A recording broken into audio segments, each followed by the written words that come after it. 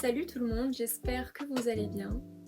Aujourd'hui, on se retrouve pour une vidéo assez simple, assez cosy. Ça va être mes 5 dernières lectures. Et dans cette vidéo, il n'y aura aucun spoiler parce que j'ai vraiment adoré mes dernières lectures et donc j'ai envie que vous puissiez les lire sans spoiler.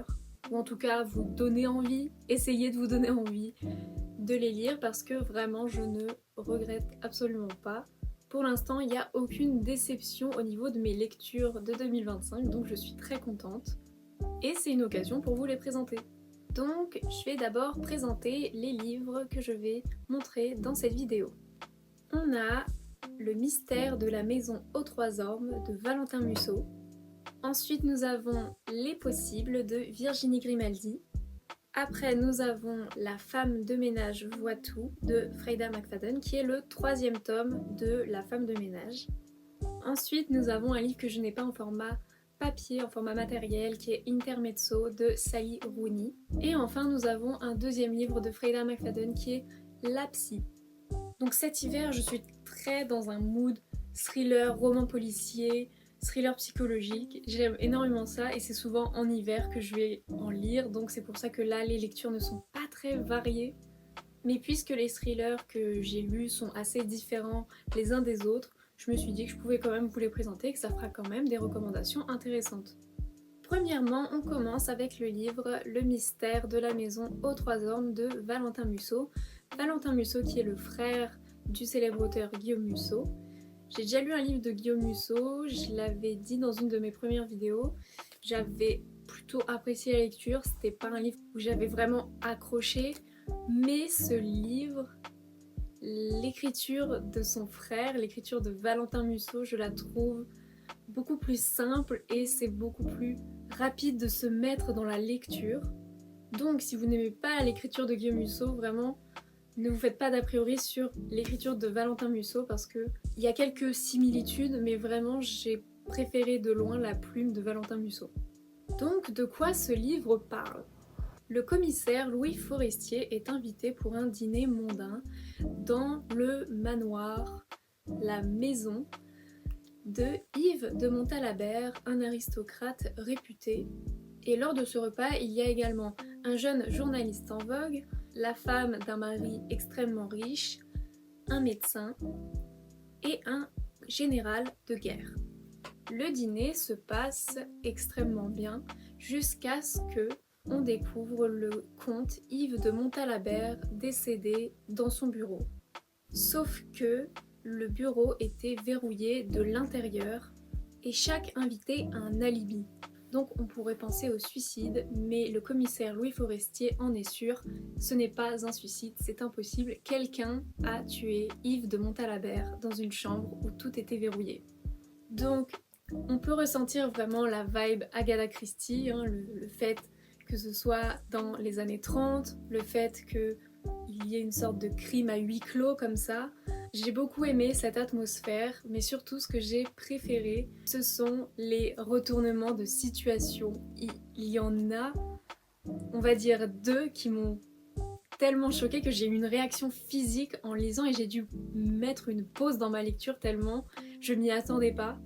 Vraiment, si vous êtes fan de thriller psychologique, je vous le conseille. Je l'ai beaucoup aimé, il est vraiment pas gore, c'est pas un thriller comme on va dire Franquier qui peut avoir des détails assez gore. Ça va vraiment être plus une enquête, on va chercher nous-mêmes qui peut être le coupable et les retournements de situation sont tellement inattendus que ça rend la lecture vraiment divertissante et beaucoup plus agréable, comme si on faisait partie du jeu. Donc vraiment, si vous aimez les thrillers, les retournements de situation inattendus et la psychologie, je vous conseille de lire ce livre, vraiment, vous ne le regretterez pas. Maintenant, on va passer au deuxième livre, Les possibles de Virginie Grimaldi. Donc c'était mon premier livre de Virginie Grimaldi et j'ai beaucoup aimé. Donc de quoi parle ce livre ? Juliane est complètement l'opposé de son père. Elle est calme, posée, organisée et réfléchie, tandis que lui est fantasque, original et aime agir sur le vif. Ça a pu lui poser des problèmes à l'adolescence, mais maintenant qu'elle est adulte avec un mari et un fils, on peut se dire que cela ne poserait plus problème. Mais lorsque son père a un accident et doit vivre chez elle pendant plusieurs mois, les tensions vont peu à peu monter, surtout lorsque Juliane va se rendre compte que la personnalité fantasque de son père n'est plus exactement ce qu'elle était et que son père, maintenant plutôt âgé, est en train de perdre la boule. Il n'est pas seulement excentrique, mais il perd la mémoire, il prend des décisions impulsives et elle se rend compte que un futur avec son père risque de s'écourter puisque sa maladie évolue plutôt vite et que donc il est encore temps de pouvoir réaliser les rêves de son père. J'ai trouvé ce roman extrêmement touchant, ça parle de la famille, de la relation père-fille. Moi je suis très proche de mon père et j'ai trouvé ce roman vraiment poignant dans la manière dont il aborde les difficultés qu'on peut avoir avec nos parents, surtout en grandissant. Les différences de personnalité se creusent et on peut avoir des différends avec eux, mais c'est pas pour autant qu'on ne les aime pas.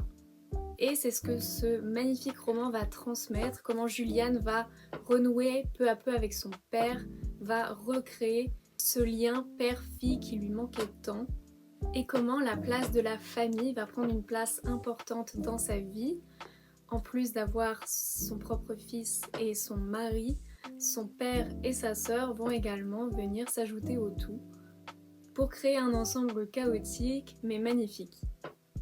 Donc c'est un mélange d'humour mais en même temps de tristesse, donc si vous aimez les romans qui parlent de la famille, des relations familiales qui peuvent être compliquées, mais en même temps qui l'abordent avec beaucoup d'humour, beaucoup de légèreté, je vous le conseille vraiment parce qu'il est vraiment bouleversant à certains moments, surtout quand on a connu des membres de notre famille qui perdent la mémoire peu à peu, ou quand on a des relations parfois compliquées avec sa famille. Vraiment, je vous le conseille. Maintenant, on va passer à La femme de ménage voit tout de Freida McFadden. Donc, si vous n'avez pas lu les 2 premiers tomes et que vous comptez les lire, attention, spoiler sur le synopsis de celui-là. Je ne vais pas spoiler le livre, évidemment, mais si vous n'avez pas lu les 2 premiers tomes, celui-là risque de vous spoiler un petit peu. Donc, dans ce tome, on suit toujours Millie qui maintenant est une femme rangée avec son mari et ses 2 enfants. Elle est devenue, comme elle le voulait, assistante sociale et elle a acheté un super pavillon dans un quartier plutôt chic comparé à son petit appartement du Bronx. Mais très vite, elle va se rendre compte que ses 2 voisines sont plutôt étranges. La première va être une femme qui regarde aux fenêtres sans vraiment de honte, qui va être très très protective de son fils au point de le tenir dans une sorte de laisse harnais, je mettrai une photo ici, par peur qu'il se fasse kidnapper. Car il y a une histoire, apparemment, plusieurs années auparavant, un jeune garçon aurait disparu dans les environs, sans qu'on ait plus aucune nouvelle. Et son autre voisine, elle n'a pas d'enfant, mais elle flirte sans gêne avec le mari de Millie, alors que celle-ci a aussi un mari qui lui est plutôt normal, plutôt commun, rien de spécial sur lui. Et ce couple possède une femme de ménage, et Millie va vite se rendre compte que cette femme de ménage n'est pas comme les autres. Millie se sent surveillée, elle n'arrive pas à se sentir à l'aise dans ce nouveau quartier qui est en apparence très chic et plutôt bourgeois, mais elle ressent un malaise face à ses voisins et surtout face à cette nouvelle femme de ménage. J'ai beaucoup aimé ce thriller, donc j'ai lu les 2 autres avant, j'ai beaucoup aimé le premier, le deuxième je l'ai aussi aimé mais j'étais un peu moins dans l'histoire, c'est peut-être le fait que ce soit le 2e de la série ou je ne sais pas, mais j'étais pas à fond dedans. Alors que celui-là, j'ai adoré, j'ai pas décroché. En fait, je me demandais où ça allait. Je comprenais pas où ça voulait en venir, mais pas dans le mauvais sens du terme, dans le sens où je me posais 1000 questions, je me demandais mais où est-ce que ça va? Et comme dans ces 2 premiers tomes de cette saga, il y a énormément de retournements de situation qu'on ne voit pas venir. Alors je vais pas faire de la surréaction comme j'ai pu voir sur les réseaux, dans le style j'arrivais plus à dormir la nuit après avoir lu ces livres, c'est faux. Enfin, j'ai lu beaucoup de thrillers dans ma vie et ceux-là ne sont pas gore du tout. J'ai pas ressenti spécialement de peur en lisant cette trilogie. Elle est bien, mais je vais pas surréagir en disant waouh, j'ai jamais pu dormir après avoir lu cette saga.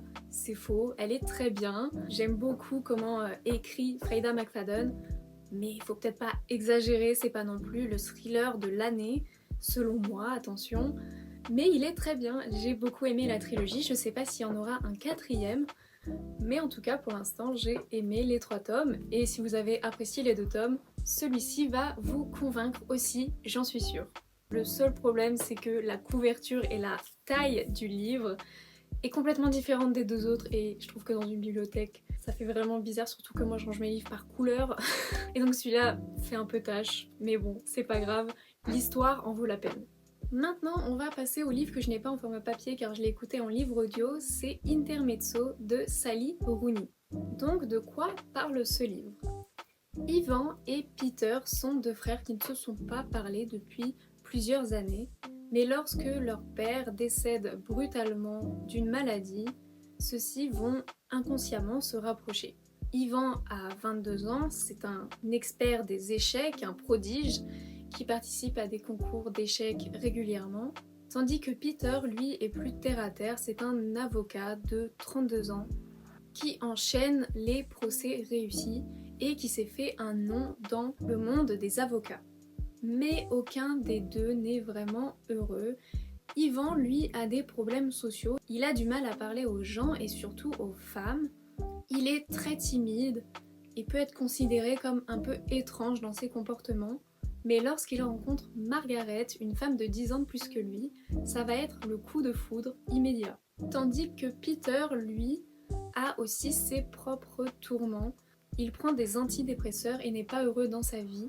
Il voit 2 femmes en même temps, Sylvia, qui a son âge, et une femme beaucoup plus jeune qui a, je crois, autour de 22 ou 23 ans également.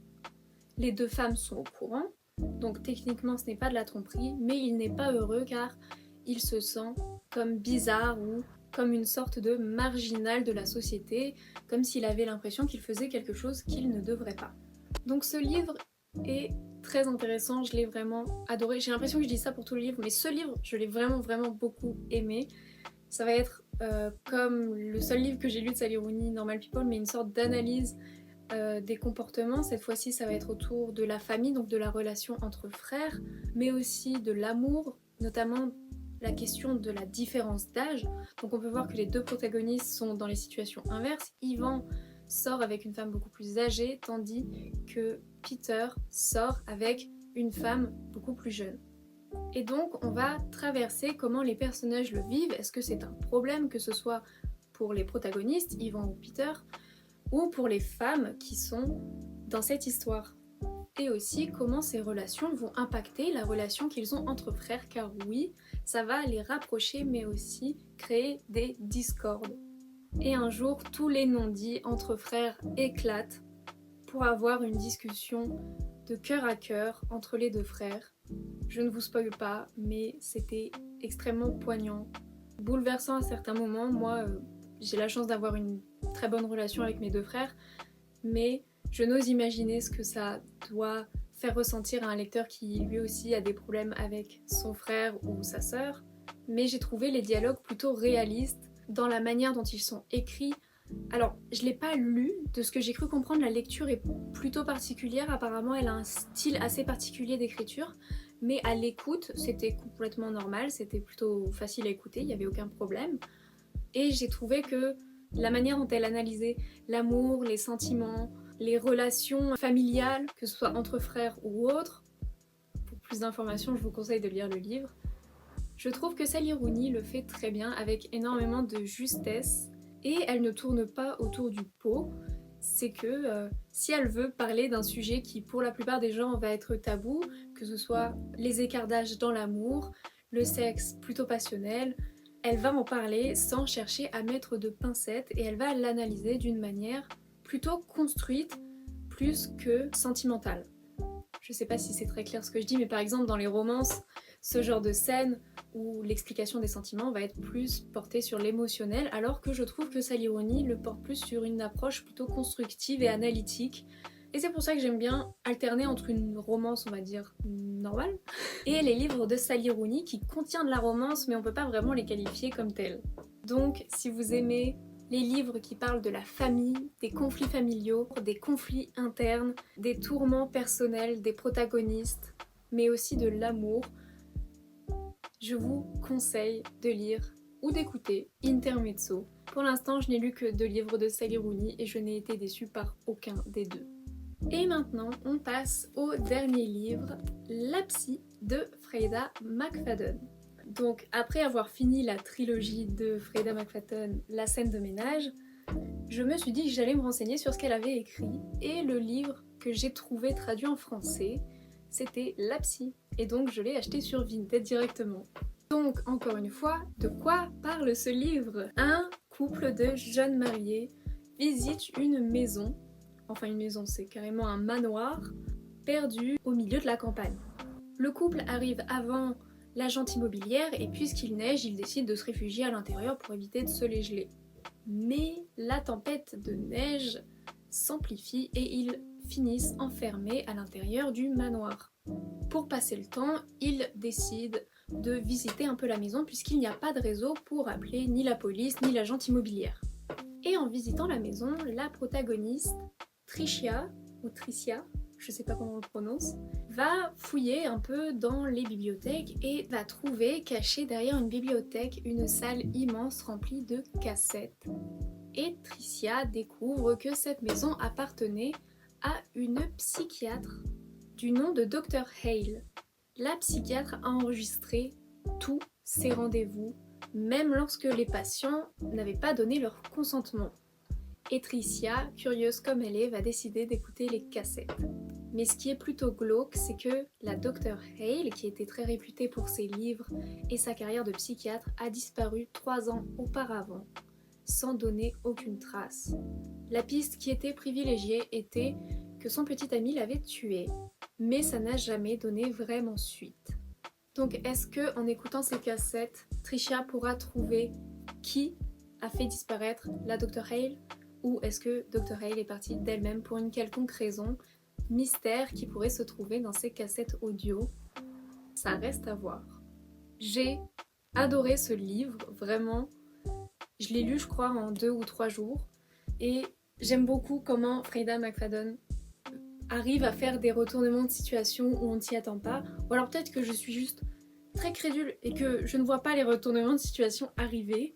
Mais c'est ce que j'adore dans un thriller, c'est quand je ne m'attends pas à la fin, parce que si on s'attend à la fin d'un thriller, le thriller est nul. Désolée, mais... Alors qu'ici, à chaque fois, il y a quelque chose, un élément ajouté qui fait qu'on n'arrivera pas à deviner la fin. Et ici, j'ai été d'autant plus surprise en voyant la fin. Je peux même pas expliquer à quel point j'étais choquée, dans le bon sens du terme, de voir ce qui s'était réellement passé. Même s'il y a des éléments dans le livre qui, je trouve, sont un peu trop évident, du coup ça brouille nos pistes de manière évidente, enfin ça nous enlève des potentiels coupables très vite, mais malgré ça, le retournement de situation final est toujours étonnant et moi je m'y attendais pas du tout.